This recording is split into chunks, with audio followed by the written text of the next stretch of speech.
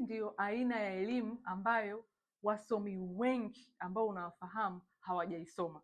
Huenda na wewe kama ni miongoni mwa wasomi pia hauifahamu.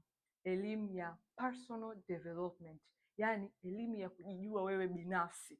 Ona, kwenye hii elimu utajifunza kuhusu watu, utajifunza namna ya kuuza, utajifunza zaidi namna ya kumjua Mungu, utajifunza namna ya kutekea watu wengine, utajifunza namna ya kuishi na jamii yako, utajifunza elimu ya fedha, utajifunza namna ya kusaidia watu wengine kuingiza fedha, utajifunza namna ya kukua kiroho, either kwa masuala ya spiritual ama kwa ibada ama aina ya dini ambayo unaiabudu. Utajifunza kuhusu malezi, yani personal development ni utajifunza zaidi kuhusu wewe na mtu, wewe binafsi. Sasa kwa wewe ambaye uko darasani, punguza kiburi.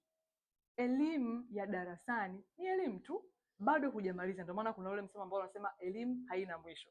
Sasa kama unatamani kuendelea kujifunza elimu ambayo itakusaidia wewe kuendelea kuishi bila ego ambayo inakublock, mimi Margaret nimewasaidia watu wengi sana, na mimi nilikuwa miongoni mwa hao ambao wamesoma wakiamini kwamba elimu ya darasani inatosha, lakini hapa utakwenda kujifunza elimu ambayo itakufanya uishi zaidi. Namba yangu kwa juu kwa bio, lakini pia unaweza ukashare na msomi fulani.